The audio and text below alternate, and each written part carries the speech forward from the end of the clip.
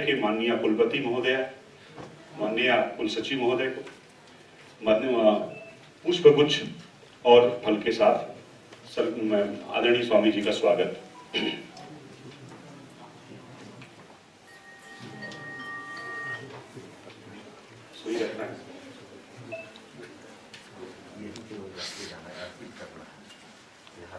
अखण्डमण्डलाकारं व्याप्तं येन चराचरं तत्पदं दर्शितं येन तस्मै श्रीगुरवे नमः। गुरुब्रह्मा गुरुर्विष्णुः गुरुर्देवो महेश्वरः गुरुः साक्षात् परब्रह्म तस्मै श्रीगुरवे नमः।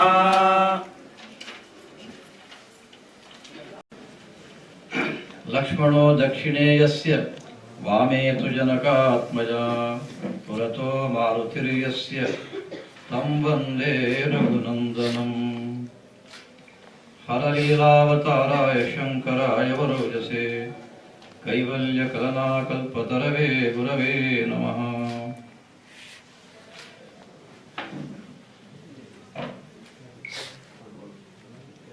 अभ्यास के बिना हिंदी भाषा में निरंतर बोलना तो कठिन होगा, इसलिए मैं तो संस्कृत में बोलूंगा।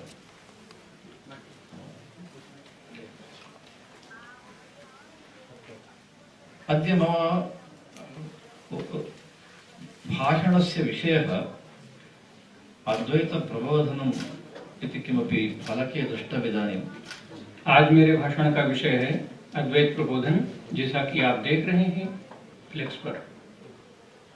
अत्र शब्दः अस्ति अद्वैतम्। यहाँ शब्द है अद्वैत। कः अर्थः अद्वैतपदस्य इति अस्माभिः ज्ञातव्यं भवति। हमें यहाँ जानना है कि अद्वैत का अर्थ क्या है। कारणमिदमस्ति अद्वैतम् इत्युक्ते एकं मतम्। अस्माकं राष्ट्रे बहूनि मतानि सन्ति, तेषु अद्वैतमपि एकं मतम् इति अस्ति भावना जनानां मनसि। हमारे मन में भावना है कि इस देश में जैसे कई मत हैं, उनमें से एक ज्ञान की परंपरा का मत है अद्वैत। किंतु तथा नास्ति। अद्वैतम वस्तुगत्या मतम न। लेकिन ऐसा नहीं है। वस्तुतः अद्वैत एक मत मात्र नहीं है। तर्हि अद्वैतम नाम किम् इति प्रश्ने तस्य उत्तरम् उपनिषदः कथयन्ति। शिवं शान्तम् अद्वैतम् इति माण्डूक्योपनिषदि अद्वैत शब्दस्य प्रयोगः श्रुत्या कृतः। तत्र अद्वैतम् इत्यस्य शिवं शान्तम् इति श्रुतिरेव कथयति। नाम अद्वैतं नाम न मतम्, अद्वैतं नाम सुखम्। श्रुति अर्थात वेद ऐसा कहते हैं कि अद्वैत का अर्थ है सुख। अतः अद्वैत प्रबोधनं नाम अद्वैत मतस्य प्रबोधनं न। श्री शंकर भगवत्पादाः अद्वैत मतं न प्रतिष्ठापितवन्तः। आचार्य शंकर ने मात्र अद्वैत मत का प्रतिष्ठापन नहीं किया था, अपितु सुखस्य जागरणमेव कृतं भगवत्पादैः। अपितु सुख का जागरण भगवत्पाद शंकराचार्य जी ने किया था। कारणमिदमस्ति उपनिषत्सु मनुष्यमात्रम् उद्दिश्य सः यः कोऽपि भवतु मनुष्यः यस्मिन् देशेऽपि सः जन्म प्राप्नोतु, कीदृशो वा भवतु, पुरुषो वा भवतु, महिला वा भवतु, बालः वा भवतु, सर्वेषां दृष्ट्या उपनिषदः मनुष्य जन्म संप्राप्य जन्मनः साफल्यं कथं कुर्यात् इति विषये उपदेशं दत्तवत्यः। उपनिषदों ने इस विषय में उपदेश किया कि मनुष्य का जन्म लेकर हम उसे कैसे सफल कर पा सकते हैं। श्री शंकर भगवत्पादाः अपि मनुष्याणां दुःख निवारणार्थं सुख प्राप्त्यर्थं केवलं 32 संवत्सरेषु समग्रे देशे पर्यटनं कुर्वन्तः, तदपि पद्भ्यामेव पर्यटनं कुर्वन्तः उपदेशं कृतवन्तः। इदमेव अद्वैत प्रबोधनम्। शंकराचार्य जी ने मात्र 32 वर्ष की उम्र में संपूर्ण देश में भ्रमण करते हुए और इन उपदेशों के वचनों का उपदेश करते हुए अपना उपदेश पूर्ण किया। उपदेश में अद्वैत प्रबोधन यानी अद्वैत प्रबोधन, सुख का प्रबोधन, सुख का प्रबोधन उन्होंने किया। अस्माकं मनस्सु भ्रान्ति अस्ति। शंकराचार्याः अद्वैतम् उपदिष्टवन्तः, अतः अद्वैतं मतं ते देशे सर्वत्र प्रसारितवन्तः, प्रचारं कृतवन्तः इति भ्रान्तिः। अत एव शंकराचार्याणां विषये इदानीन्तनानां भावना अस्ति, शंकराचार्याः मतप्रवर्तकाः, तान् स्वीकृत्य अस्माकं किं प्रयोजनम्, अस्माकं किं प्रयोजनं नास्ति इति दूरमेव वयं स्मः। लोगों के मन में धारणा है कि उन्होंने पूरे देश में पर्यटन करते हुए एक मत अद्वैत का प्रचार किया, तो हमें उससे क्या लेना देना, इसलिए वे उनसे कुछ दूरी बना करके रखते हैं। अतएव देशस्य परिस्थितिः अद्यत्वे एवमस्ति। अहो दौर्भाग्यम् अन्यत् किमपि वक्तुं न शक्यते। वस्तुगत्या श्रीशङ्करभगवत्पादानां कार्यं तु सर्वजनदृष्ट्या, सर्वेषां दृष्ट्या भगवत्पादाः उपदेशं कृतवन्तः। यह देश का दुर्भाग्य ही है कि उन्हें ऐसा समझा गया। वस्तुतः शंकराचार्य जी का उद्देश्य है कि सर्वजन का सुख, इसी के लिए उन्होंने भ्रमण किया। अस्तु, वयं तु विद्यावन्तः अत्र स्मः, किम् एतावद् वयं चिन्तयामः? शंकराचार्याः देशे पर्यटनं कृतवन्तः, अद्वैतस्य प्रबोधनं कृतवन्तः, किन्तु कृत्वा किं? शंकराचार्यः भवनं निर्मितवन्तः किम्? अथवा कुत्रापि भूमिं स्वीकृतवन्तः किम्? क्या शंकराचार्य जी ने कहीं भवन का निर्माण किया अपने लिए या कोई भूमि खरीदी? एतत् ज्ञात्वापि जानन्तोपि वयं शंकराचार्यान् दूरे स्थापयामश्चेत् किं वक्तव्यम् एतद्विषये? शंकराचार्य जी को यदि हम लोग एक तरफ रखें भी, तो इस विषय में अब क्या कहा जाए?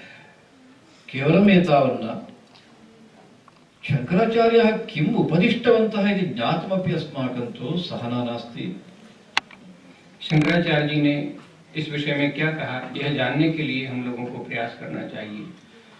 श्री शंकराचार्याः स्वग्रंथेषु सर्वत्र, भाष्ये वा भवतु, प्रकरणग्रन्थे वा भवतु, स्तोत्रेषु वा भवतु, सर्वान् उद्दिश्य उपदिशन्ति।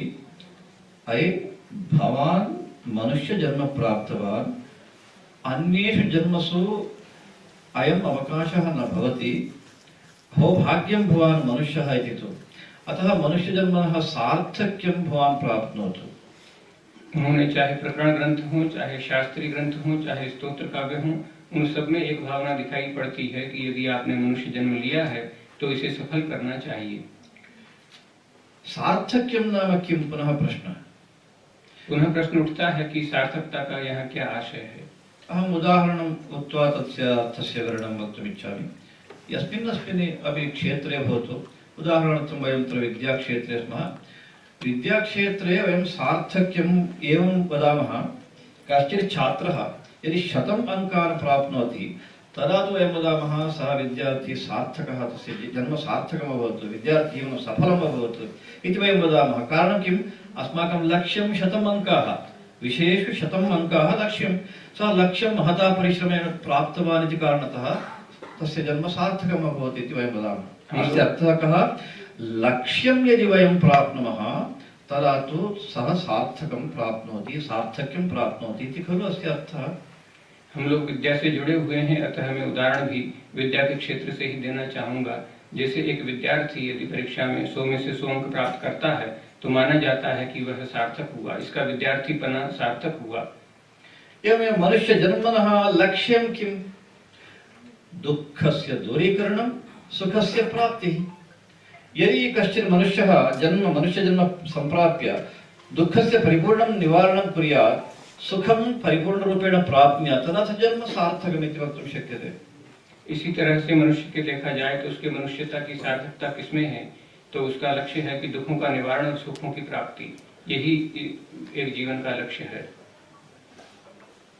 यदा वयं सुखं प्राप्नुमः तदा सार्थक्यमिति वक्तुं शक्यते। जब हम पूर्ण सुख प्राप्त कर लेते हैं तभी उसमें जीवन की सार्थकता है, यह आशय है। श्री शंकराचार्याः एतद्विषये महान्तम् उपकारं कृतवन्तः समाजाय।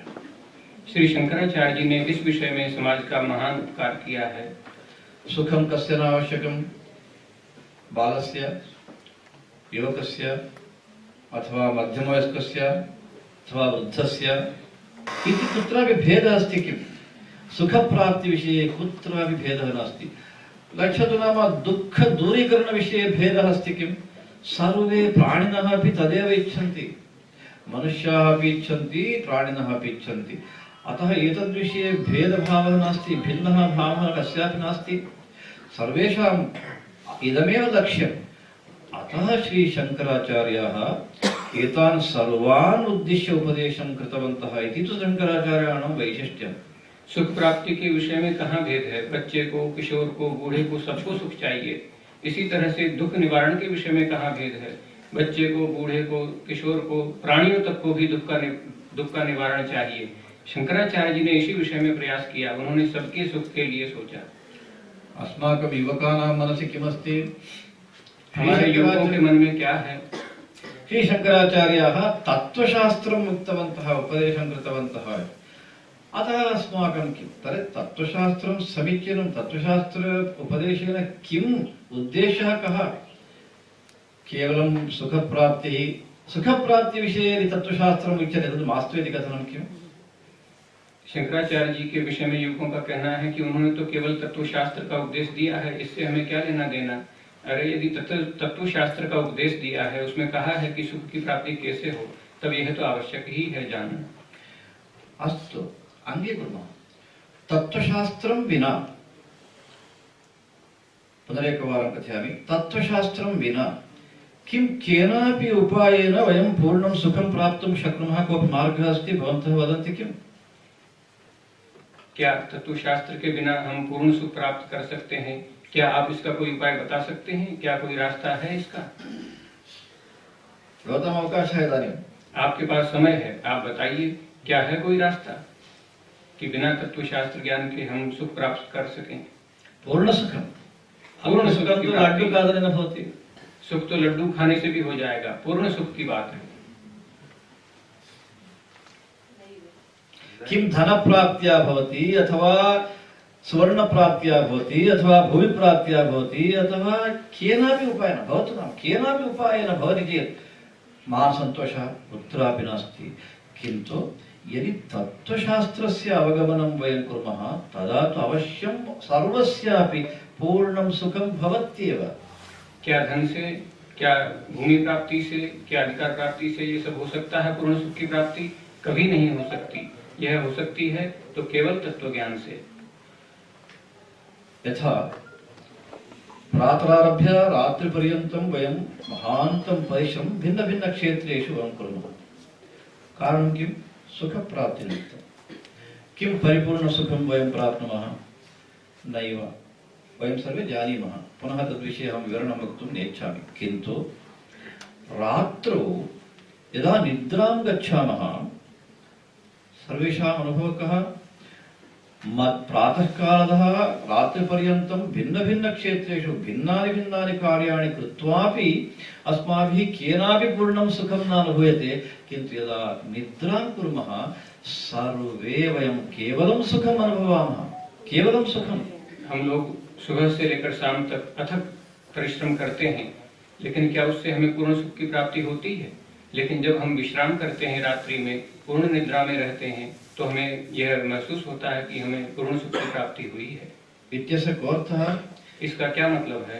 पूर्णं सुखं तदा भवति सर्वेषां यदा सर्वाणि परित्यजति। निद्रा नाम का?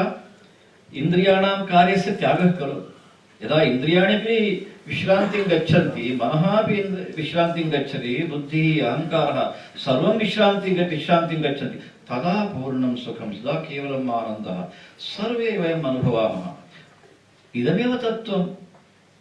पूर्ण सुख की प्राप्ति क्यों होती है? क्योंकि निद्रा में इंद्रियां, महत अर्थात मन, बुद्धि, चित्त, अहंकार ये सब निद्रा में चले जाते हैं, अपने अपने कर्म को त्याग देते हैं। इससे हमें पूर्ण सुख की अनुभूति होती है। यह हम सबका अनुभव है। किन्तु अस्माकं शास्त्रं भगवद्गीता भवतु, उपनिषदः वा भवन्तु, श्रीशङ्कराचार्याः भवन्तु किं कथयन्ति? कार्यत्यागानन्तरं सुखं तु निद्रायाम् अस्माकं सर्वेषाम् अनुभवः अस्ति। कार्यं कुर्वन्तः एव शाश्वतं सुखं वयं कथं प्राप्तुं शक्नुमः इति उपायान् कथयन्ति खलु तदेव शास्त्रं तत्त्वशास्त्रम् इति कथ्यते। एतत् सर्वेषाम् आवश्यकमेव। कार्य से निवृत्त होकर के सुख की प्राप्ति तो हम सब लोग जानते हैं, देखी है, लेकिन शंकराचार्य जी का मानना है कि कार्य करते हुए कैसे हम सुख की प्राप्ति कर सकें, इस पर तत्व ज्ञान की, तत्वशास्त्र की आवश्यकता है। अहम् अद्य अन्यान् सर्वान् पार्श्वे स्थापयामि, यतोहि अल्पे समये मया कथनीयमस्ति। श्रीशङ्कराचार्याः स्तोत्रेषु अपि एतान् विचारान् कथयित्वा कथं समाजाय महान्तम् उपकारं कृतवन्तः इति कानिचन उदाहरणानि कथयितुमिच्छामि। समय कम है, इसलिए मैं केवल स्तोत्र में जो बात आई है कि उससे कैसे हम पूर्ण सुख की प्राप्ति कर सकें, केवल उसी की चर्चा यहाँ कम समय में करूंगा। उदाहरणार्थम् इदानीं वारं वारं तत्र उक्तं सौन्दर्यलहरी। जनानां मनसि अत्र ह्यः रात्रौ मया श्रुतम्, अस्माकं निर्देशकमहोदयः कथितवान्, अत्र अस्मिन् विश्वविद्यालये सौन्दर्यलहरी पाठ्यत्वेन अस्ति इति मया ह्यः श्रुतं, परन्तु अत्यन्तं सन्तुष्टः अस्मि। मुझे जानकर यह संतोष हुआ कि यहाँ विश्वविद्यालय के संस्कृत विभाग में पाठ्यक्रम में सौंदर्य लहरी रखी हुई है। किन्तु सौन्दर्यलहरी स्तोत्र विषये सामान्यानां मनसि किमस्ति, बहवः नामैव न जानन्ति। कदाचित् सौन्दर्यलहरी इति नाम जानन्ति चेदपि अय्यो सौन्दर्यलहरी अस्माभिः न शक्यते इति भावना, कष्टं संस्कृते अस्ति एवं भावना, अतः दूरे एव स्थापितवन्तः। ततोपि केचन सौन्दर्यलहरीं जानन्तः अपि ते किं कथयन्ति, ते कथयन्ति सौन्दर्यलहरी तद् जगन्मातुः वर्णनं, तद् वर्णनं शङ्कराचार्याः वर्णनं कृतवन्तः, अतः वर्णनेन किं प्रयोजनम्, अस्माकं मास्तु। केचन अन्ये केचन तत्र तन्त्रशास्त्रमस्ति, यन्त्रशास्त्रमस्ति, मन्त्रशास्त्रमस्ति, अतः अस्माभिः तद् अध्ययनं कर्तुं न शक्यते इति केषाञ्चित्। जो लोग नहीं जानते वे इससे डरते हैं कि यह तो संस्कृत में है, हम कैसे पढ़ेंगे, कैसे जानेंगे। जो जानते भी हैं वे यह कह करके कि इसमें तो वर्णन है, इससे क्या। और अन्य कुछ लोग जो जान करके यह कह देते हैं कि ये तो तंत्र शास्त्र है, इससे हमारा क्या लेना देना, और इस तरह से उससे दूरी बना लेते हैं। किंतु श्री शंकर भगवत्पादाः केवलं वर्णनार्थं, यथा कवयः वर्णनं कुर्वन्ति तथा वर्णनं कर्तुं न प्रस्थिताः। तेषाम् उद्देशोऽपि सः न। ये दुःखे सन्ति तेषां दुःखनिवारणमेव भगवत्पादानाम् उद्देशः। तदर्थम् एकं साधनं, जगन्मातुः स्तुतिः, सौन्दर्यलहर्यां वर्णनम् एकम् उपासनार्थं, न केवलं वर्णनार्थं, कवीनां वर्णनार्थं न, उपासनार्थं भगवत्पादैः एवं स्तुतिः कृता। लेकिन शंकराचार्य जी का उद्देश्य अन्य कवियों की तरह यह नहीं है कि मात्र वर्णन ही उनका कर दिया जाए। उनका आशय है कि दुख का निवारण हो, सुख की प्राप्ति हो, इसलिए उन्होंने माता भगवती की स्तुति इसमें की है। तदर्थं श्री शंकराचार्याः श्रीविद्या तत्त्वं विशेषतः सौन्दर्यलहर्यां योजितवन्तः। इसके लिए शंकराचार्य जी ने मुख्य रूप से श्री विद्या तत्व को सौंदर्य लहरी में निरूपित किया है। कारणमिदमस्ति, श्रीविद्यायाः महत्त्वम् एवमस्ति, यः श्रीविद्या उपासनं करोति तस्य भोगः मोक्षः उभयमपि लभ्यते। अन्यत्र अयम् अवकाशः सन्दर्भः अत्यन्तम् अल्पः, किन्तु श्रीविद्या उपासनायां तथा न, मोक्षः भोगः द्वयमपि भवति। अन्यों की उपासना में यह बात नहीं है, यह केवल श्री विद्या की उपासना में है कि इसमें एक साथ भोग और मोक्ष दोनों की प्राप्ति संभव है। मोक्षः इति पदस्यापि मया अर्थः वक्तव्यः। बहुना मोक्षः इत्युक्ते मरणानन्तरं प्राप्नोति यत् कोऽपि लोकः, वैकुण्ठः, कैलासः इति अस्ति खलु, एवमेव मोक्षः इति कश्चन लोकः अस्ति, मरणानन्तरं सः प्राप्तुं शक्नोति इति भ्रान्तिः, भावना अस्ति, अथवा अज्ञानं कारणं स्यात्। किन्तु मोक्षः इति शब्दस्य अर्थः उपनिषदः आनन्दः इति कथयन्ति। लोगों के मन में धारणा है कि मोक्ष ऐसी कोई वस्तु है जो मरने के बाद मिलती है, जैसे कोई अन्य लोक है, जैसे साकेत या कैलाश, लेकिन वस्तुतः मोक्ष का आशय है आनंद प्राप्ति। अन्यस्य लोकस्य विषये मोक्षः न कथयति, अत्रैव आनन्दस्य, शाश्वतस्य आनन्दस्य अनुभवनमेव मोक्षः। श्री शंकराचार्याः श्रीविद्या उपासनायाम् एतद्वयं भवति, भोगः ऐहिकं सुखं तदपि भवति, आनन्दः, शाश्वतः आनन्दः अपि लभ्यते। अतः सौन्दर्यलहर्यामपि श्री शंकरभगवत्पादाः श्रीविद्या रहस्यं श्रीविद्या तत्त्वं तत्र संयोज्य विशेषतः सौन्दर्यलहर्यां जगन्मातुः स्तुतिं कृतवन्तः। इस लोक के सुख भी प्राप्त हो जाएं, साथ में मोक्ष का आनंद भी प्राप्त हो, इन दोनों को लेकर के भगवत्पाद शंकराचार्य जी ने उसमें श्री विद्या का निरूपण किया सौंदर्य लहरी में, ताकि दोनों चीजें एक साथ प्राप्त हो जाएं। इसलिए उन्होंने इसमें पराम्बा की स्तुतियां की। अतएव अहं सर्वत्र स्मारयामि, श्री शंकराचार्याणाम् उपदेशं वयं वक्तुं यदि गच्छामः तदा सामान्यतः 60 उपरि येषां वयः तादृशाः एव आगच्छन्ति, अन्ये नागच्छन्ति। युवकाः सुतरां नागच्छन्ति, बालास्तु कदाचित् अज्ञानेन वा अथवा तेषां ज्येष्ठानां प्रोत्साहेन वा आग्रहेण वा आगच्छन्ति। एतावदेव वयं समाजे इदानीं पश्यामः। कारणं किं? कारणमिदमेव, मोक्षः इति पदस्य वा अथवा तत्त्वशास्त्रम् इति पदस्य वा अर्थः एव न जानन्ति इत्येव कारणम्। समाज में हम देखते हैं कि जब प्रवचन होता है तो 60 के ऊपर के लोग ही आते हैं, युवक तो आते ही नहीं। बच्चे भी माता पिता के द्वारा धकेल दिए जाने पर वे आते हैं। तो यह स्थिति इसमें है। युवकाः किं सुखं नेच्छन्ति? क्या युवक सुख नहीं चाहते? बालानां दुःखमेव भूत्वा बालों का क्या बच्चों को कभी दुख नहीं होता? नैव, बालाः एव सुखम् अनुभवितुम् अर्हन्ति खलु। यतोहि तेषाम् आयुः दीर्घं भवति। युवकानां खलु अपेक्षितं वास्तविकं सुखं। वार्धक्य सुखं कथं वा अनुभवितुं शक्यते? वास्तविक सुख की आवश्यकता तो युवकों को है, बच्चों को सुख की आवश्यकता है, उनके पास एक लंबा समय है आगे। तादृशं सुखं प्राप्तुम् इदं साधनम् इति यदि शंकराचार्याः कथयन्ति, सुलभोपायं कथयन्ति, तद् मास्तु इति दूरे तिष्ठति चेत् अहो दौर्भाग्यमित्येव वक्तव्यं खलु। उसको प्राप्त करने का उपाय जब शंकराचार्य जी बताते हैं और उसी उपाय को जानने से जब युवक और बच्चे दूर रह जाते हैं, अब इससे बड़ा दुर्भाग्य क्या हो सकता है। सौन्दर्यलहर्यां भगवत्पादाः किम् उपदिष्टवन्तः इति वदामि। सौन्दर्यलहरी स्तोत्रे नाम गुच्छे आहत्य 100 श्लोकाः भवन्ति। वयं प्रायः भवन्तः जानीयुः। 100 श्लोकेषु अपि श्री शंकरभगवत्पादाः नाना प्रकारेण जगन्मातुः स्तुतिं कृतवन्तः। मैं इसे सौंदर्य लहरी के आधार पर बताता हूँ। सौंदर्य लहरी में 100 श्लोक हैं जिनमें भगवत्पाद शंकराचार्य जी ने जगन माता की स्तुति की है।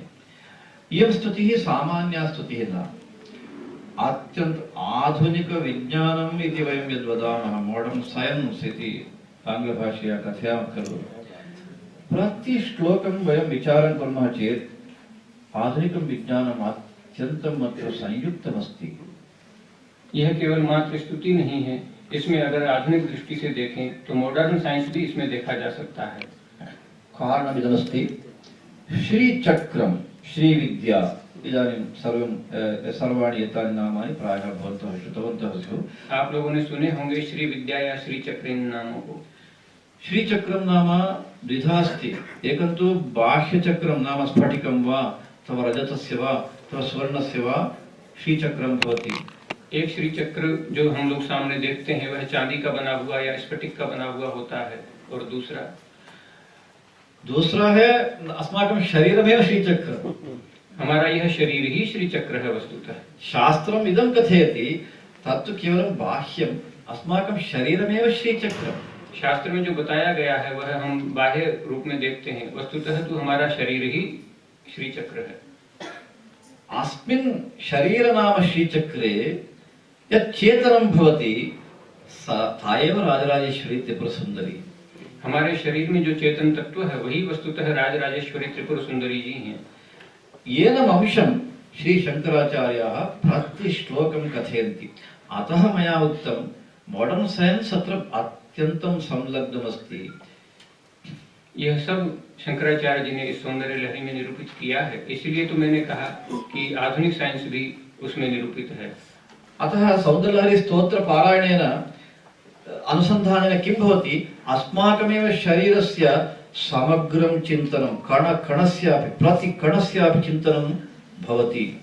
इसलिए सौंदर्य लहरी का चिंतन करने पर हमारे कण कण में एक चेतनता, एक जागरूकता उसमें स्फुटित होती है।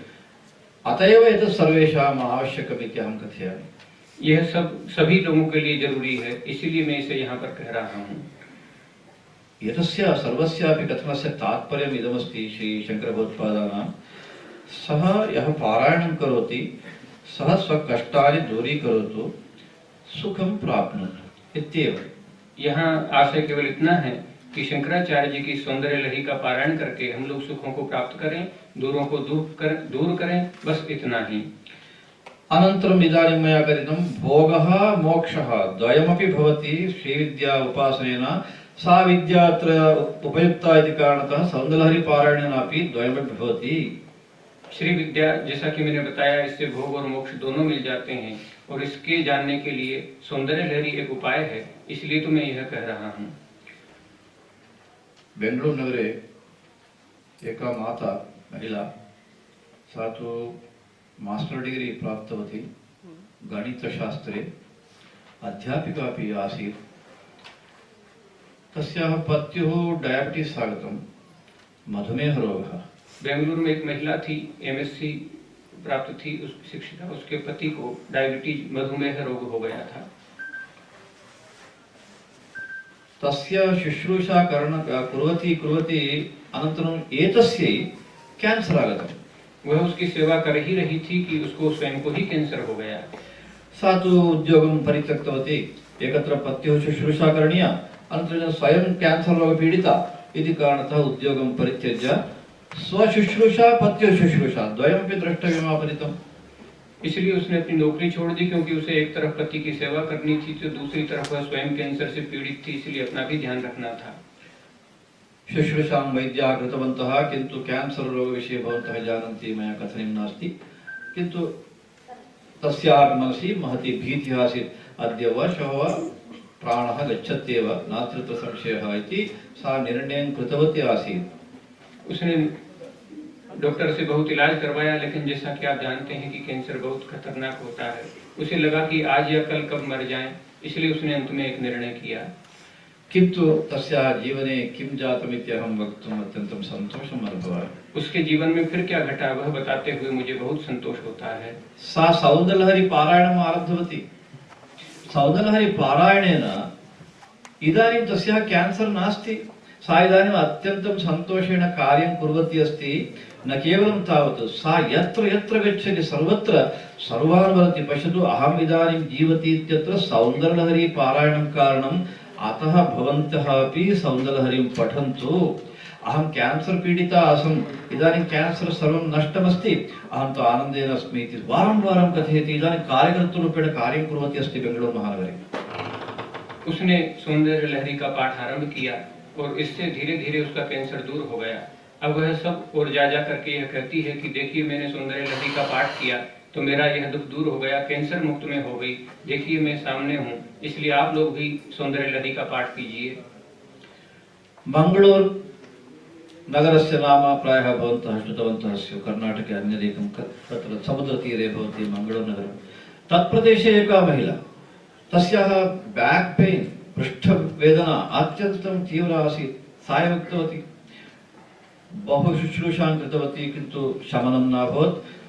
केनापि उक्तं नैव सौन्दर्यलहरी पारायणं करोतु, कदाचित् शमनं भवति इति उक्तं। सा सौन्दर्यलहरी पारायणम् आरब्धवती। सा एकवारम् अहं यदा तत्र चातुर्मासं कुर्वन् आसम्, तस्मिन् सन्दर्भे सा आगतवती। सा उक्तवती, गुरवः मया किमर्थं सौन्दर्यलहरी इदानीं पारायणमपि क्रियते, अनन्तरं पाठमपि पाठयामि इत्युक्ते मम पृष्ठवेदना महती आसीत्। मम जन्म वेदना अनुभवे एव गच्छति इत्येव अहं निर्णीतवती। अथवा वैद्याः आशामेव त्यक्तवन्तः, किन्तु सौन्दर्यलहरी पारायणेन वेदना परिपूर्णरूपेण नष्टा। इदानीं वेदना एव नास्ति, अहम् आरोग्यवती अस्मि। अतः अहं सौन्दर्यलहरीं पाठयामि, न केवलं पाठयामि, यावज्जीवम् अहं सौन्दर्यलहरीं पाठयामि इति उक्तवती सा। बेंगलुरु की एक घटना है कि वहाँ एक महिला को पीठ में बहुत तेज दर्द हुआ, इतना दर्द कि उसे अपना काम छोड़ना पड़ा। उसने सौंदर्य लहरी का पारायण आरंभ किया, जिससे उसका वह दुख दूर हो गया। धीरे धीरे वह प्रचार करने लगी। जब मैं चातुर्मास्य पर बेंगलुरु में उससे मिला तो उन्होंने कहा कि गुरुजी, मेरे बहुत दर्द था पीठ में और सौंदर्य लहरी के पारायण से दूर हुआ, इसलिए अब मैं आजीवन इसका पारायण करूंगी। और इतना ही नहीं, मैं लोगों को बताऊंगी भी और उन्हें पढ़ाऊंगी भी। यह सत्य घटना है जो कि मैंने वहां देखी। अरे अस्माकं युवकानां पुरतः एनं विचारं वदामश्चेत् श्रोतुमेव न सिद्धाः सन्ति। कारणं किं सर्वं न जानन्ति। सौन्दर्यलहरी पालनार्थं व्ययः नास्ति, न महान् परिश्रमः अपेक्षितः, न संस्कृतज्ञानम् अपेक्षितं, केवलं पारायणं श्रद्धया भक्त्या करणीयम्। श्री शङ्करभगवत्पादानाम् उपकारः समाजदृष्ट्या समाजाय कीदृशः इति शब्दैः वक्तुं शक्यते किम्? विना क्लेशं कैंसर सदृश रोगमपि दूरीकर्तुं शक्नुमः। वैद्याः यं रोगं वयं निवारयितुं न शक्नुमः इति आशामेव त्यक्तवन्तः, तादृशान् रोगान् अपि दूरीकर्तुं शक्नुमः केवलं एतादृशेन स्तोत्रेण। इत्युक्ते स्तोत्रस्य महत्त्वं कियत्, तत्रापि भगवत्पादाः कीदृशम् उपकारं समाजाय कृतवन्तः इति वयं ज्ञातुं शक्नुमः। जबकि युवक इसके लिए तैयार नहीं होते। अरे इसमें कहाँ खर्च हो रहा है, इसमें कहाँ संस्कृत ज्ञान की अधिक आवश्यकता है। केवल पारण को लेकर के चिकित्सक भी हाथ खड़े कर देते हैं।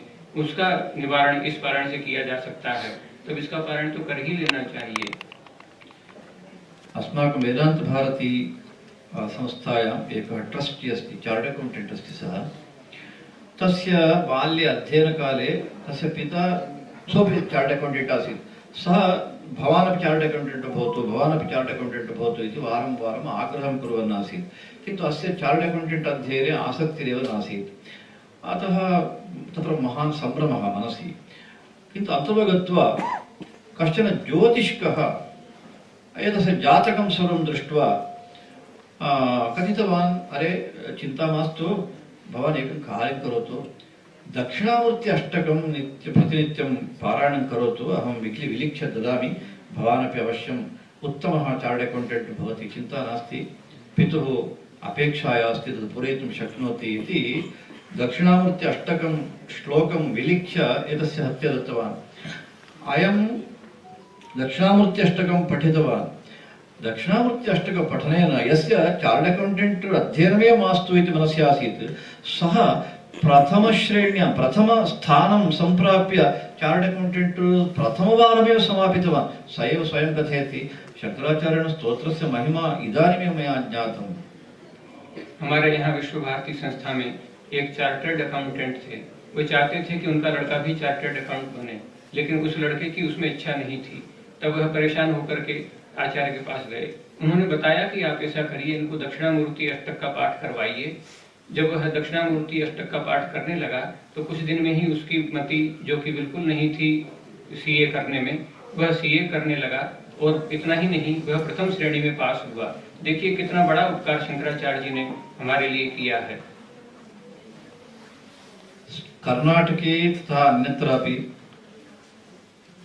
इदानीं भवन्तः आगत्य ये सौन्दर्यलहरी पारायणं कुर्वन्ति तान् पृच्छन्ति चेत् ते किं कथयन्ति जानन्ति?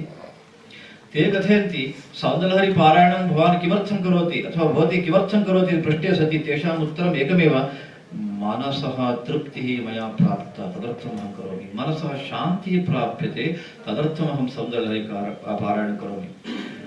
धनप्राप्तिः, विद्याप्राप्तिः, रोगनिवारणम् एतत् सर्वम् एकत्र। मनसः शान्त्यर्थं खलु एतत् सर्वं। सा मनसः शान्तिः सौन्दर्यलहरी पारायणेन प्राप्नुमः चेत् भगवत्पादानाम् उपकारः कीदृशः। जब वर्ग में आते हैं, शिविर में आते हैं लोग, उनसे जब हम पूछते हैं महिला पुरुषों से कि आप लोग क्यों सौन्दर्यलहरी का पारायण करते हैं, तो वे बताते हैं कि धन प्राप्ति, सुख प्राप्ति ये सब अलग बात है, मन की संतुष्टि, मन की शांति इससे मिलती है, इसलिए हम इसे करते हैं। यह देखिए कितना बड़ा उपकार शंकराचार्य जी ने हम लोगों पर किया है। तदर्थमेव श्री शंकराचार्याः सौन्दर्यलहर्यां श्रीविद्या उपासनस्य, श्रीविद्या रहस्यस्य अथवा श्रीविद्या तत्त्वस्य योजनं कृत्वा एव उपदेशं कृतवन्तः इति मया उक्तम्। इसीलिए मैंने कहा कि भगवान शंकराचार्य जी ने हम सबका उपकार करने के लिए सौन्दर्यलहरी में श्री विद्या या श्री तत्व या श्री शास्त्र का उपदेश किया है। न केवलं श्री शंकरभगवत्पादाः श्रीविद्यायाः रहस्यम् अत्र योजितवन्तः, किन्तु उपनिषदामपि रहस्यम्, उपनिषदामपि तत्त्वम् अत्र योजितवन्तः। न केवल श्री विद्या का रहस्य और तत्व, अपितु उपनिषदों का जो तत्व और रहस्य है वह भी भगवत्पाद शंकराचार्य जी ने सौन्दर्यलहरी में निबद्ध किया है। कारणमिदमस्ति, यदा मनुष्यः सर्वात्मभावं प्राप्नोति, यदा मनुष्यः एकात्मभावस्य अनुभवं करोति, तदा एव शाश्वतं सुखम्। कारण यह है कि जब मनुष्य एकात्म का अनुभव करता है तभी उसे पूर्ण सुख की प्राप्ति होती है, तभी उसे संपूर्ण सुख की प्राप्ति होती है। तदर्थं श्री शंकर भगवत्पादाः सौन्दर्यलहर्यामपि सर्वात्मभावस्य प्राप्तिः कथम् इति उपायं दर्शयन्ति। इसीलिए शंकराचार्य जी सौंदर्य लहरी में यह उपाय बताते हैं कि कैसे सर्वात्म तत्व की प्राप्ति हो सके। सर्वात्मभावस्य द्विधा श्री शंकराचार्याः दर्शयन्ति। एकं तु अस्माकं मध्ये सर्वात्मभावः कथम् आनेतव्यः, एकात्मभावः कथम् आनेतव्यः इति दर्शयन्ति। सर्वात्म भाव की दो तरह की व्याख्या शंकराचार्य जी करते हैं। एक यह कि हम लोगों के बीच में किस तरह से सर्वात्म भाव आ सके। यह द्वितीयः भावः सर्वात्मभावः देवतानां मध्ये। अस्माकम् अपेक्षा देवताः अस्मान् अनुगृह्णन्तु इति खलु। ताः देवताः अन्याः देवताः वा अथवा एक एव देवः वा इति विषये अस्माकं निर्णयः नास्ति। न केवलं निर्णयः नास्ति, सम्भ्रमः एव, मनसि भ्रमः एव। अतः तादृशानां भ्रमाणामपि निवारणार्थं श्री शंकरभगवत्पादाः सर्वेषु स्तोत्रेषु प्रयत्नं कृतवन्तः, उपदेशं दत्तवन्तः, सौन्दर्यलहर्यामपि।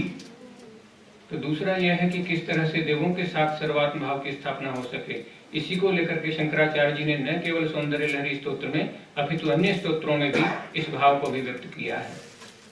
इदानीं वयं पश्यामः, वयं सर्वे जानीमः अन्यस्य विषये गौरवम् अस्माभिः देयमिति।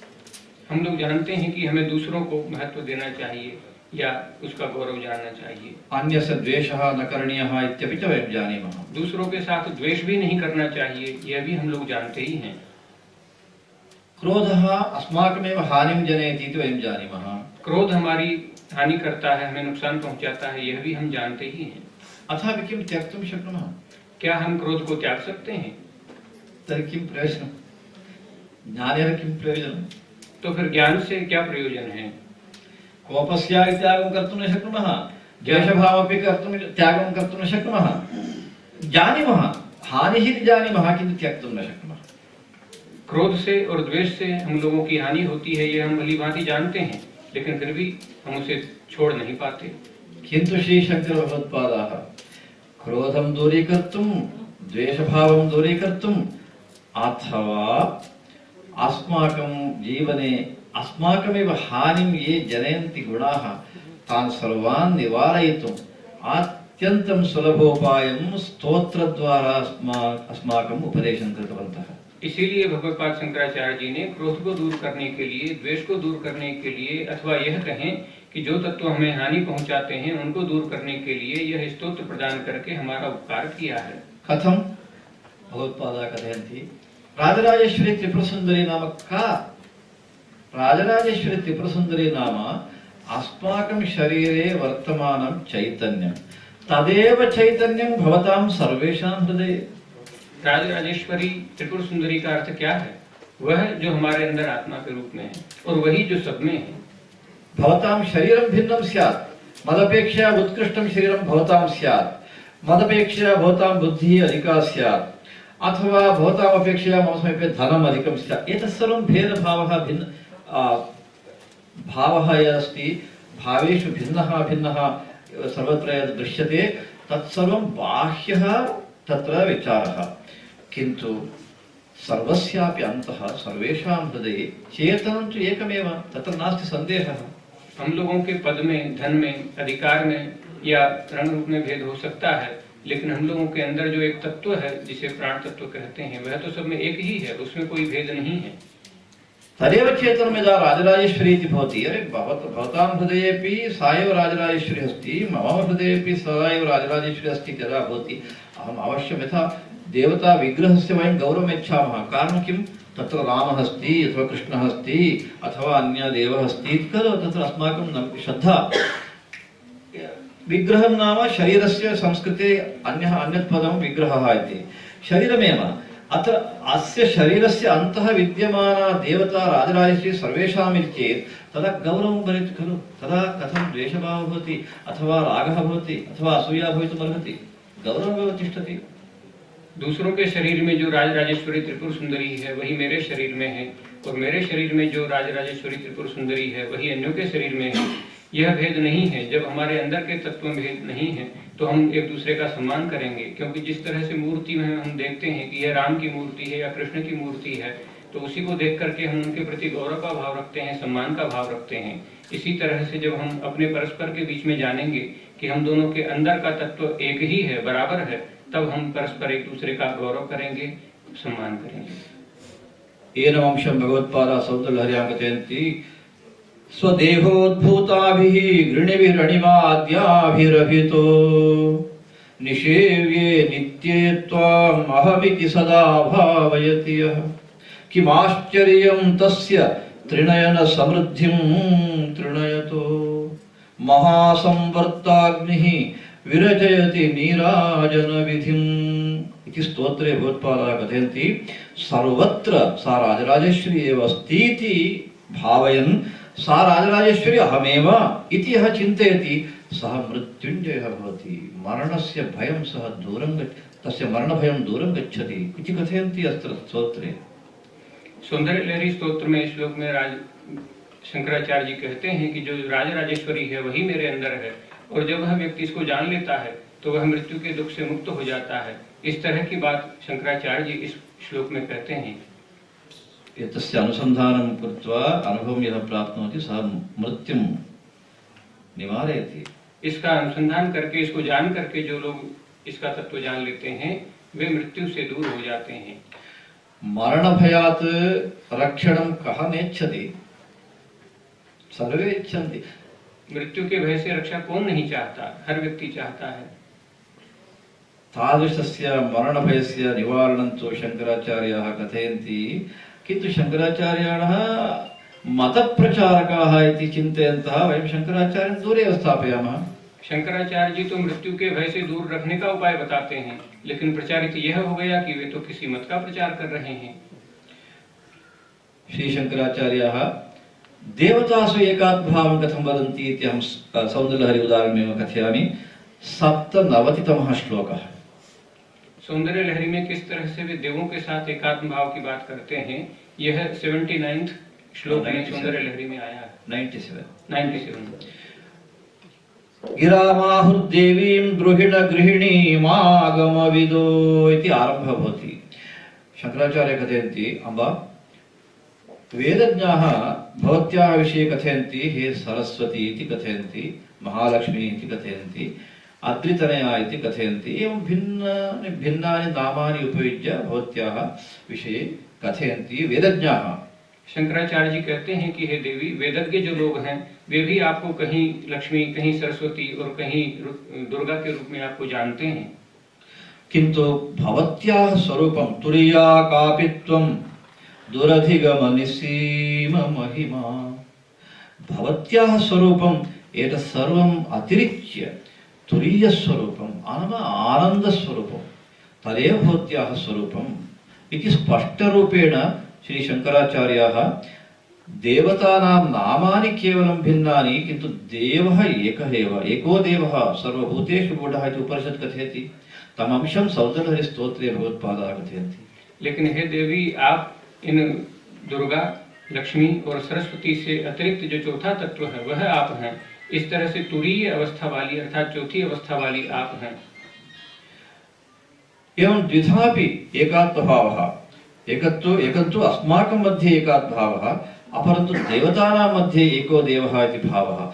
एवं द्विधा द्विप्रकारेण अपि अयं भावः सर्वे स्वजीवने एनं भावम् आनयन्तु इति मत्वा स्तोत्रे भगवत्पादाः संयोज्य न केवलम् एतावत्, एवं भावनया वयं दुःखं दूरीकर्तुं शक्नुमः, सुखं शाश्वतं सुखं प्राप्तुं शक्नुमः इति कारणतः श्री शंकर भगवत्पादाः स्तोत्रेषु एवम् उपदिष्टवन्तः। हम लोगों के बीच में भी एकात्म भाव हो और इस तरह से सारे देवता एक ही हैं। सब देवताओं में जो चौथा तत्व है वह इन सबको समाहित किए हुए है, तो देवों में भी सर्वात्म भाव और मनुष्यों में भी सर्वात्म भाव हो जाए, यह जान करके मनुष्य इन दुखों से दूर हो जाता है। यह उपदेश करने के लिए उन्होंने स्तोत्रों में सारी बातें कही हैं। न केवलम् एतावत् श्री शंकर भगवत्पादाः समग्रस्य जगतः विषये चिन्तयन्ति। सौन्दर्यलहरी स्तोत्रे कथयन्ति, केवल इतना ही नहीं, शंकर भगवत्पाद पूरे संसार के बारे में सोचते हैं। वे सौंदर्य लहरी में कहते हैं, जगत्रातुं शंभोः जयति करुणा काचिदरुणा इति स्तुतिं कुर्वन्ति। हे अम्ब, भवत्याः अनुग्रहः समग्रस्य जगतः विषये भवतु इति प्रार्थना कुर्वन्ति श्री शंकराचार्य। शंकराचार्य जी प्रार्थना करते हैं सौंदर्य लहरी में कि हे जगदम्बा, आपकी कृपा संपूर्ण विश्व पर, संपूर्ण जगत पर बनी रहे। अतः वेदांत भारती सौंदर्य लहरी स्तोत्रम यदि अस्माकं समाजे सर्वे जानन्ति, जीवने रक्षन्ति, तदा समाजस्य अत्यन्तम् उपयोगाय भवति, उत्तमः समाजः भवितुम् अर्हति इत्यत्र नास्ति संदेहः। तद्दृष्ट्या सौंदर्यलहर्यादि स्तोत्राणाम् अभियानं कुर्वती आगतवती वेदांत भारती। सौंदर्य लहरी के इस तरह के समाज उपयोगी तत्वों को यदि हम उतारेंगे तो समाज का बड़ा उपकार हो सकेगा। विश्व भारती संस्था इसी के लिए प्रयासरत है और कई प्रकल्पों से सौंदर्य लहरी का प्रचार करने में लगी हुई है। तत्रापि विशिष्य बालाः युवकाः तान् उद्दिश्य भगवत्पादानाम् उपदेशः मया आरम्भे एव उल्लेखः कृतः। सौंदर्यलहरीं पश्यामश्चेदपि अथवा अन्यानि स्तोत्राणि पश्यामश्चेदपि श्री शंकरभगवत्पादाः युवकानेव उद्दिश्य उक्तवन्तः इत्यत्र नास्ति संदेहः। शंकराचार्य जी ने बच्चों और युवकों के लिए विशेष करके ये बातें कही हैं। मैंने पहले भी कहा कि शंकराचार्य जी का उद्देश्य है कि वे युवकों के साथ साथ संपूर्ण लोगों को इसका लाभ दे सकें। विद्या प्राप्तिः वा भवतु, सम्पत् प्राप्तिः वा भवतु अथवा आरोग्य प्राप्तिः वा भवतु, सर्वं बालानां युवकानामेव आवश्यकम् इत्यत्र नास्ति संदेहः। सौंदर्यलहर्याम् एतत् सर्वं प्राप्यते पारायणेन इति तु एतानेव उद्दिश्य भगवत्पादैः उपदेशः कृतः इति तु अहं वारं वारं स्मारयितुम् इच्छामि। चाहे वह विद्या की बात हो, चाहे संपत्ति की बात हो, चाहे निरोगता की बात हो, ये सारी चीजें सौंदर्य लहरी से प्राप्त हो सकती हैं। मैंने बार बार यह सब कहा कि सौंदर्य लहरी के द्वारा शंकराचार्य जी ने यह समाज का बड़ा उपकार किया है।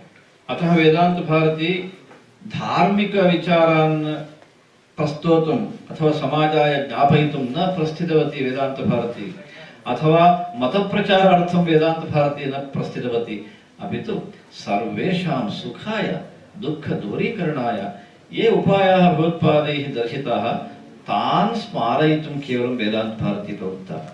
वेदांत भारती धार्मिक प्रचार के लिए या किसी धार्मिक प्रकार के प्रयोजन के लिए समाज में नहीं आई है। यह आई है तो किस तरह से शंकराचार्य जी ने जो दुखों को दूर करने के लिए और सुख प्राप्ति के लिए जो उपाय बताए हैं, उनको समाज के सामने लाने के लिए, उनको प्रचार और प्रसार में लाने के लिए कृत संकल्प होकर के आगे बढ़ी है। विवेक दीपिनी इति नामात्र परिचयकरण संदर्भे उक्तवन्तः। एकः लघुग्रन्थः प्रश्नोत्तररत्नमालिका इति मूलग्रन्थः, ततः संगृह्य 37 श्लोकान् वयं विवेकदीपिनी ग्रन्थे योजितवन्तः। विवेक दीपिनी एक छोटा सा ग्रंथ है जिसमें 73 श्लोक हैं। अभी परिचय के समय जैसा कि उसका कहा गया, मूल ग्रंथ है प्रश्नोत्तर मालिका, उसी का साथ एक 73 श्लोकों का यह छोटा ग्रंथ है। अस्य ग्रन्थस्यापि परिचयः अत्र स्यात् बहुनाम्, अथापि अहं स्मारयितुम् इच्छामि। यतोहि अत्र विश्वविद्यालयस्य प्राध्यापकाः अनन्तरं केचन छात्राः अपि सन्ति इति मया श्रुत्वा। क्योंकि यहाँ पर विश्वविद्यालय के शिक्षक और छात्र बैठे हुए हैं, इसलिए मैं इसका यहाँ पर स्मरण करना चाहता हूँ। शंकराचार्याणाम् उपदेशः कुतो वा अस्माभिः स्वीकर्तव्यः इति ज्ञातुं वयं शक्नुमः। शंकराचार्य जी का जो उपदेश है उसको हम किस तरह से स्वीकार कर सकते हैं, उसको अंगीकार कर सकते हैं, यह यहाँ पर बताना है। विवेकदीपिन्याम् एवं भवति, एकः प्रश्नः भवति, तस्य लघुरूपेण उत्तरं भवति। विवेक दीपिनी में कुछ इस तरह का है कि एक प्रश्न होता है और संक्षेप में उसका एक उत्तर दिया जाता है। प्रथम प्रश्नः कः इति अहं स्मारयितुम् इच्छामि। पहला ही प्रश्न क्या है ये मैं यहाँ बताना चाहूंगा। श्री शंकर भगवत्पादाः तत्र प्रथमं कथयन्ति, जीवने मनुष्येण किम् उपादेयम् इति प्रश्नः। पहला ही प्रश्न है कि जीवन में मनुष्य को क्या उपादेय अर्थात की स्वीकार करना चाहिए। श्री शंकराचार्य किम् उत्तरं कथयन्ति तत्र इत्युक्ते, और इसके उत्तर में शंकराचार्य जी कहते हैं कि गुरुवचनम् इति कथयन्ति। गुरु वचन हमें स्वीकार करना चाहिए, ग्रहण करना चाहिए। भगवन् किमुपादेयम् इति प्रश्नः। उत्तरमस्ति गुरुवचनम्। सर हमें क्या लेना चाहिए या क्या हमें ग्रहण करना चाहिए, तो गुरु उत्तर देते हैं कि गुरु वचन। एतदेकं वाक्यम् अथवा एकः प्रश्नः उत्तरं कियत् महत्त्वमिति शब्दैः किं वर्णितुं शक्नुमः। क्या हम इसे बता सकते हैं कि इस छोटे से वाक्य में कितनी बड़ी बात शंकराचार्य जी ने कह दी है। कारणमिदमस्ति, एकस्य पुरुषस्य जीवने गुरुवचने एतादृशी श्रद्धा उत्पन्ना चेत् अवश्यं सः उत्तमः भवति जीवने इत्यत्र नास्ति संदेहः। क्योंकि जिसके मन में गुरु के प्रति इतनी श्रद्धा उत्पन्न हो गई तो उसका कल्याण निश्चित है, इसमें कोई संदेह नहीं है। अनन्तरं द्वितीयः प्रश्नः अस्ति हेयमपि च किमकार्यम् इति उत्तरम्। हेयं नाम त्यागः, त्यागार्थं योग्यं किम् इति प्रश्नः। श्री शंकराचार्य उत्तर कथयन्ति अकार्यम्। और दूसरा प्रश्न है कि हमें क्या त्यागना चाहिए अर्थात क्या नहीं करना चाहिए। तो इसके उत्तर में शंकराचार्य जी कहते हैं कि जो करने योग्य कर्म नहीं है उसका त्याग कर देना चाहिए। हाँ, इदानीम् एतदुत्तरं भवन्तः चिन्तयन्तु, महान् आनन्दः भवति। ओहो, इदं रहस्यं मया यदि बाल्ये एव ज्ञातं स्यात् अहमपि एवं भवामि स्म इति सर्वेषां मनसि भवति एव। तादृशम् उत्तरमस्ति। हेयमपि च किम् अकार्यं, दुष्कृतं दुष्कार्यम् अस्माभिः त्यक्तव्यं, स्वीकर्तव्यं किं गुरुवचनं स्वीकर्तव्यम्। एवमस्ति विवेकदीपिनी प्रश्नः उत्तरं च। यह विवेक दीपिनी में प्रश्न और उत्तर है कि जो अकार्य है, जो दुष्कर्म है अर्थात कि अच्छे काम नहीं है, वे हमें त्याग देना चाहिए। तब हमें बड़े बाद में यह एहसास होता है कि अरे ये मैं पहले क्यों नहीं जान पाया, यह तो मुझे युवावस्था में ही जान लेना चाहिए था या कि बाल्यावस्था में ही जान लेना चाहिए था। इन दो वचनों में ही शंकराचार्य जी ने कितनी बड़ी बातें कह दी हैं। अहं तु बाल्ये पूर्वाश्रमे यदा विद्यालयं गच्छन् आसम्, जब मैं छोटा था और पढ़ने विद्यालय जाता था, माकिं 5 मैल्स् अस्माभिः पद्भ्यां गन्तव्यमासीत्। शालां प्रति गन्तव्यं चेत् ग्रामप्रदेशः आसीत्। गांव के उस क्षेत्र में 5 मील दूर मेरा विद्यालय हुआ करता था। गमनमार्गे पर्वतः, केदारखण्डः, नदी एवं सर्वं लभ्यते स्म। और आने जाने के मार्ग में कहीं टोरियां थीं तो कहीं छोटे छोटे पानी के नाले भी थे। एकवारं प्रातः गृहात् प्रस्थानं चेत् पुनः सायं 6:15 वा 6:30 वा गृहप्राप्तिः। एक बार जो सुबह घर से निकले तो फिर शाम को 6-6:30 तक ही लौट पाते थे। किन्तु कदापि मम पितुः वा पूर्वाश्रमस्य मातुः वा अथवा बन्धूनां भयमेव नासीत्। लेकिन कहीं भी कभी मेरे पिताजी या माताजी या अपने घर वालों में इसको लेकर के डर नहीं था कि मैं इतना लेट आता हूँ।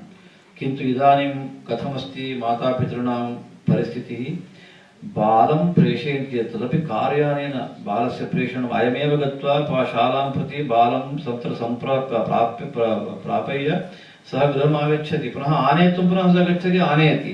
अथापि बालः गृहं पुनः यदा आगच्छति तावत्पर्यन्तमपि अस्य मनसि भीतिः किं भवति मम पुत्रस्य, किं भवति मम पुत्र्याः इति भीतिः। लेकिन आज आप क्या देख रहे हैं कि हम बच्चे को कार से लेकर के स्कूल तक छोड़ने जाते हैं और फिर कार से लेकर के वापस आते हैं, लेकिन इसके बाद भी जब तक वह स्कूल में रहता है तो हमारे मन में रहता है सिर्फ डर और डर। कारणं, भयस्य कारणं किं? तद् इतोपि भयानकं।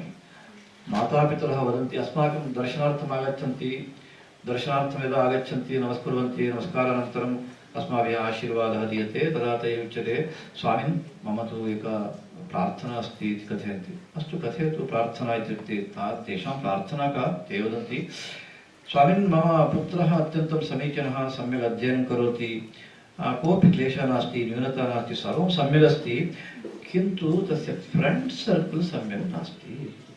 मेरे पास कई सारे पेरेंट्स आते हैं, वे बातचीत करते हैं और आशीर्वाद लेने के बाद वे कहते हैं कि हमारी एक प्रार्थना है। मैं जब पूछता हूं कि बताइए तो कहते हैं कि बाकी सब ठीक है, हमारा बच्चा बहुत अच्छा है, लेकिन बस उसका जो फ्रेंड सर्कल है वह गड़बड़ है। इदमेव भयस्य कारणम् अद्य सर्वत्र यत्र कुत्रापि गच्छामः चेत् शालायां परिसरः, मित्राणि, तेषां सहवासतः मम पुत्रः कथं नष्टः भवेत् इति भीतिः, मम पुत्री नष्टा भवेत् इति भीतिः सर्वेषां पोषकाणां। प्रायः सभी माता पिताओं की यह डर है कि उन दूसरे बच्चों के साथ में पढ़ करके उनकी संगत में कहीं मेरा पुत्र या पुत्री वह भी गलत रास्ते पर न चला जाए, बस यही डर हमेशा उनके मन में बना रहता है। किन्तु अस्माकं मातापितॄणां सद्भयं नास्ति। कारणं किं? तेषां मनसि निर्णयः, मम पुत्रस्य संस्कारः एवमस्ति, सः कदापि दुर्मित्रं सः न स्वीकुर्यात् इति निर्णयः तेषाम्, अतः तेषां भयं नासीत्। लेकिन हमारे माता पिता के मन में ऐसा डर कभी नहीं रहा। कारण क्योंकि उन्हें विश्वास था कि हमारा पुत्र संस्कारित है, इसलिए वह कभी भी ऐसे बच्चों की संगत में नहीं पढ़ेगा, और गलत रास्ते पर नहीं जाएगा। यह निर्णय ही उनके इस भय के दूर रहने का कारण था। इदानीं मित्रम् इत्युक्ते किमस्ति अस्माकं सर्वेषां विद्यार्थिनां मनसि? हमारे सभी के मन में मित्र से क्या आशय है? वयं सर्वे जानीमः, अहं तद् वर्णनं कर्तुं न इच्छामि। हम सब जानते ही हैं, अब मैं इसके बारे में ज्यादा बताना नहीं चाहता। किन्तु श्री शंकराचार्याः प्रश्नं पृच्छन्ति, किं मित्रम् इति प्रश्नः। लेकिन शंकराचार्य जी वहाँ प्रश्न करते हैं कि किम मित्रम, मित्र कौन है? उत्तरं किं कथयन्ति जानन्ति? उत्तरं कथयन्ति श्री शंकरभगवत्पादाः, यो निवारयति पापात्। और उत्तर में जानते हैं वे क्या कहते हैं? वे कहते हैं कि जो पाप से बचाए वही मित्र है। हाँ, मित्रं नाम यः धनसहायं करोति अथवा अन्य सहायं करोति अथवा ऐस्क्रीम ददाति, ऐस्कैण्डी ददाति, सः मित्रं न। सरि, किं मित्रं नाम किं? मित्रं नाम अहं दुष्कार्यम् अकार्यं यथा न कुर्यां तथा यः करोति सः एव वस्तुगतं मित्रम् इति उत्तरम्। अरे, इदानीन्तन छात्रान् वयं सर्वे बोधयामश्चेत् अस्माकं समाजः कीदृशः भवेत् इति भवन्तः शब्दैः वक्तुं शक्नुवन्ति किम्? जो धन दे दे या अन्य कोई वस्तु दे दे वह मित्र है क्या? वस्तुतः वह मित्र नहीं है। जो हमें गलत कार्य से रोके, जो हमें गलत रास्ते पर जाने से रोके, वस्तुतः वह मित्र है। जब यह संदेश पूरे समाज में चला जाएगा, लोग इसका अनुसरण करने लगेंगे, तो सोचिए हमारा समाज कितना अच्छा हो जाएगा। एतादृशाः उपदेशाः श्री शंकरभगवत्पादैः कृताः। न केवलम् एतादृशाः उपदेशाः, अस्य प्रश्नोत्तरमालिकायाः अस्य ग्रन्थस्य अन्ते कथयन्ति भगवत्पादाः तस्य फलम्। इस तरह की बातें शंकराचार्य जी ने अपने स्तोत्रों में कही हैं। और इतना ही नहीं, वे अंत में इसके कहते हैं इसके फल के रूप में, इत्येषा कंठस्था प्रश्नोत्तरमालिका येषां ते मुक्ताभरणा इव विमलाश्चाभान्ति सत्समाजेषु इदं फलम्। इसका फल यह है कि जो इस विवेक मालिका को जान लेगा वह दुखों से दूर होकर के और दुर्गुणों से दूर होकर के वह सद्गुणों की ओर लौट आएगा और अच्छा व्यक्ति बनेगा और मुक्ति को प्राप्त कर सके। श्री शंकरभगवत्पादाः कथयन्ति सत्समाजेषु अहं वारं वारं एतत् स्मारयितुम् इच्छामि। और केवल इतना ही नहीं, वह समाज में सत्य रूप में आगे आएगा, यह मैं बार बार बताना चाहता हूँ। वयं समाजविषये यदा कथयामः समाजः समाजः समाजः समाजः, शंकरभगवत्पादाः कथयन्ति सत्समाजः। केवलं समाजः न, केवलं समाजे सर्वे भवन्ति, सत्समाजः, सज्जनानां समाजः, साधूनां समाजः। तेषु समाजेषु यः प्रश्नोत्तरमालिकां जानाति अथवा विवेकदीपिनीं जानाति सः मुक्ताभरण इव। मुक्ताभरणं यथा अत्यन्तं शोभते तथा परिशुद्धः विमलाश्च परिशुद्धाः भूत्वा ते शोभन्ते इति कथयन्ति। तस्य तात्पर्यं किं? तादृशः अत्युत्तमः समाजः निर्मितः भवति विवेकदीपिनी अध्ययनेन अथवा तत्र उक्तान् उपदेशान् जीवने आचरणेन इति तु भगवत्पादाः स्वयं कथयन्ति इत्यत्र वयं ज्ञातुं शक्नुमः श्री शंकरभगवत्पादानाम् उद्देशः कः आसीत् इति। हम केवल समाज की बात करते हैं, लेकिन शंकराचार्य जी सत समाज की बात करते हैं। उनका कहना है कि जो इस वैराग्य दीपिनी को जान लेगा, जो इस प्रश्नोत्तर मालिका को पढ़ लेगा, वह एक मुक्त आभरण के रूप में, अर्थात कि एक स्वतंत्र सुशोभित होने वाले रत्न की तरह इस समाज में सुशोभित होगा और इस तरह से पूरा समाज एक सत समाज बन पाएगा। सोचिए किस तरह के अच्छे उपदेश शंकराचार्य जी देते हैं कि उनको जान करके एक सत समाज का निर्माण हो सकता है। एवम् अस्ति इति कारणतः विवेकदीपिनी विषयेपि अस्माभिः अभियानं क्रियते। अतएव कर्णाटकराज्ये सर्वेषु विद्यालयेषु वयं पाठयन्तः स्मः। इदानीं तु समग्रे देशे इदम् अभियानं भवतु इति चिन्तनमस्ति। इतनी अच्छी शिक्षाएं हैं, इसलिए हम लोग विवेक दीपिनी को लेकर के आगे बढ़ रहे हैं। कर्नाटक में तो प्रायः सभी जनपदों में विद्यालयों में विवेक दीपिनी पढ़ाई जा रही है। आगे भी हम इसे बढ़ाने वाले हैं। मध्य प्रदेशे तु अत्यन्तं सन्तोषस्य विचारः अस्ति। अत्रत्य सर्वकारः एव इदानीन्तन मुख्यमन्त्री श्रीमान् शिवराज सिंह चौहान महोदयः यदा पूर्व मुख्यमन्त्री आसीत्, सः इदानीं सः अस्ति, पूर्व यदा मुख्यमन्त्री तदा एव श्री शंकराचार्य सांस्कृतिक एकता न्यास इति नाम्ना एकं ट्रस्ट आरब्धवान् सर्वकारेणैव। तद्वारा समग्रे मध्यप्रदेशे एकात्मता यात्रा इत्यादि सर्वाणि कार्याणि तत्र आचरितानि। इदानीं तु ओंकारेश्वर प्रदेशे यत्र श्री शंकराचार्याः स्वगुरूणां दर्शनं कृतवन्तः। तस्मिन् प्रदेशे श्री शंकराचार्याणाम् एका उन्नता मूर्तिः 800 परिमित गात्र परिमित मूर्तिः तत्र स्थापनीया। एवमेव संशोधन केन्द्रम् एकं स्थापनीयम्। एवमेव वस्तुसंग्रहालयः शंकराचार्याणां विषये तादृशः कश्चन तत्र प्रयोगः भवेत् इति एवं सर्वदा चिन्तितमस्ति। अन्यानि अपि कार्याणि चिन्तयन्तः सन्ति, कुर्वन्तः अपि सन्ति। प्रतिमासं श्री शंकराचार्याणाम् उपदेशविषये व्याख्यानमाला अपि क्रियमाणा वर्तते। अहं तु एताम् अपेक्षां इदानीं प्रकटीकर्तुम् इच्छामि। वेदान्तवार्ति वा भवतु अथवा न्यासद्वारा भवतु, समाजदृष्ट्या ये उपदेशाः अथवा यानि कार्याणि अस्माभिः चिन्त्यन्ते भवतां सर्वेषां यदि सहकारः भवति तदा तु शीघ्रं वयम् उत्तमं समाजं निर्मातुं शक्नुमः। अतः तादृशं साहाय्यम् अहम् इच्छामि, साहाय्यस्य अपेक्षां प्रकटीकरोमि अस्मिन् सन्दर्भे। मध्य प्रदेश में स्थित यहाँ पर एक शंकराचार्य न्यास स्थापित किया है, जिसके अंतर्गत शंकराचार्य एकात्म यात्रा भी निकाली गई और ओंकारेश्वर क्षेत्र में 151 फीट ऊंची प्रतिमा का भी स्थापना किया जाना है। इसके अतिरिक्त शोध केंद्र की स्थापना और प्रतिमाह एक व्याख्यानमाला का भी आयोजन किया जाना है और इसके अतिरिक्त एक व्याख्यान श्रृंखला और शोध केंद्र की स्थापना के अंतर्गत उनके ग्रंथों का शोध आधारित अध्ययन किया जाना है।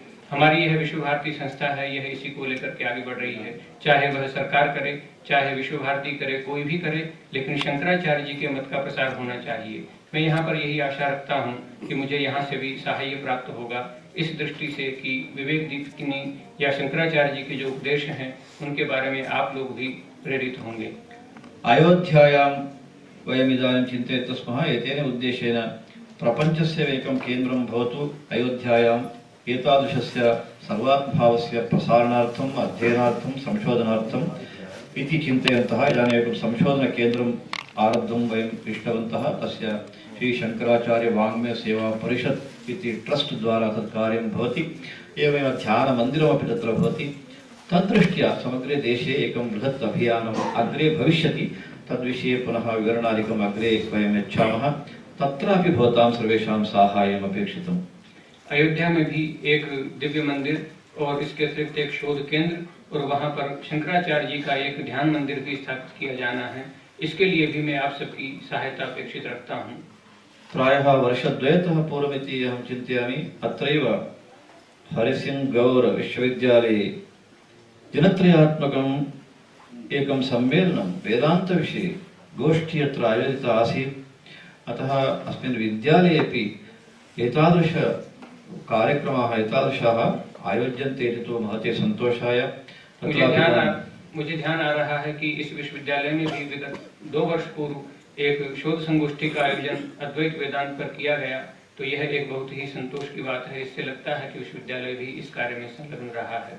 एवमेव एकात्मभावदृष्ट्या सर्वत्र शंकराचार्य उपदेशम् अहं स्मारयितुम् आगतवान् इति ज्ञात्वा ममापि अद्य महान् अवकाशः अवसरः दत्तः। इदानीन्तन कुलपति महाभागया एवमेव अन्येपि पदाधिकारिणः विशेषतः सहकारं कृतवन्तः। अत्यन्तं श्रद्धया भक्त्या अयं कार्यक्रमः आयोजितः। अहं तु अत्यन्तं सन्तुष्टोऽस्मि। अतः विशेषतः कुलपति महाभागायै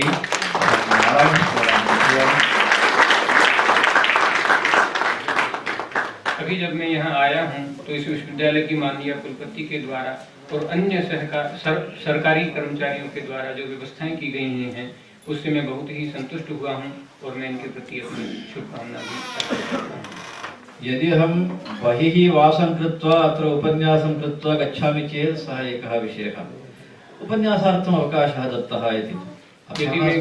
यदि मैं बाहर ही ठहरा होता और यहाँ केवल उपदेश करके चला जाता तो दूसरी बात थी, लेकिन मैं यहाँ ठहरा भी विश्वविद्यालय में। मम अत्र आवासार्थम् अवकाशं कल्पयित्वा मया सह 22 जनाः सन्ति सेवकाः, तेषामपि भोजनम् इत्यादि सर्वव्यवस्थां कृत्वा मम अनुष्ठानं पूजार्थं व्यवस्थां कृत्वा सर्वदृष्ट्या बहु समीचीनतया व्यवस्थां भवन्तः कृतवन्तः। अतः मम आशीर्वादान् संसूच्य अहं मम वाक्यानि अकेला ही नहीं, मेरे साथ 25 लोग और भी आए। उन सबकी व्यवस्था, भोजन की व्यवस्था, मेरे पूजा पाठ आदि की व्यवस्था, अनुष्ठानों की व्यवस्था की गई। इससे मैं संतुष्ट हूँ और अपना आशीर्वाद प्रदान करता हूँ। हर नमः पार्वती पतये हर हर महादेव। सीताकांत स्मरणं जय जय राम। और अंग वस्त्र के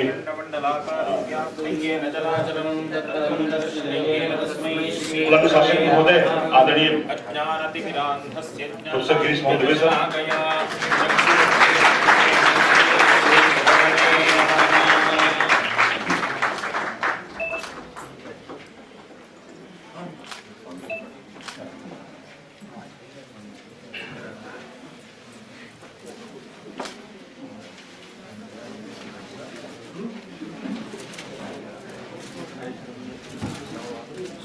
यह कहा गया है पृथिव्याम त्रीणि रत्नानि अन्नम आपः सुभाषितम। आज सुभाषित की वर्षा हुई है।